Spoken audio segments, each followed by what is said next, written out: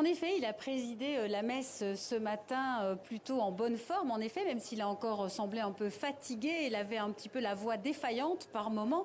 Mais dans l'ensemble, il s'est montré plutôt en meilleure forme que jeudi. En tous les cas, il faut croire que l'absence au chemin de croix de vendredi, en effet, a été bénéfique pour ce long week-end de Pâques. Le pape s'est même offert un tour en papamobile parmi les fidèles, de quoi rassurer les 60 000 personnes qui étaient présentes ce matin à la messe de Pâques et pour le message Urbi et Orbi. Bien sûr, il faudra voir dans les prochains mois comment l'état de santé du pape va évoluer, puisqu'on le sait, son calendrier est plutôt chargé en cette année 2024.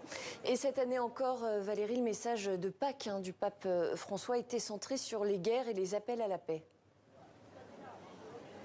En effet, un message plutôt précis cette année avec des appels vraiment concrets, comme par exemple l'échange de tous les prisonniers entre l'Ukraine et la Russie, ou encore la libération des otages toujours aux mains de Hamas, et puis bien sûr l'aide humanitaire à Gaza, une aide urgente, dit le pape.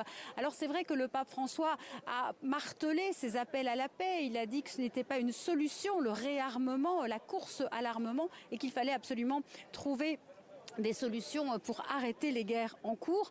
Un message qui peut sembler un peu naïf pour certains dans ce monde extrêmement polarisé. Le pape ne prend jamais position par rapport à l'agresseur ou à l'agressé. Et cela peut sembler un petit peu facile en quelque sorte. Mais c'est vrai qu'ici, les fidèles le répètent, le pape fait à la fin son métier de pape, c'est-à-dire qu'il doit se poser en modérateur, en appel à la paix. Et puis, bien sûr, l'histoire fera le reste. On l'a vu dans le passé, parfois les papes sont parfois critiqués pour ce genre de prise de position. Mais le pape François n'en démord pas. Il a répété ses appels à la paix aujourd'hui.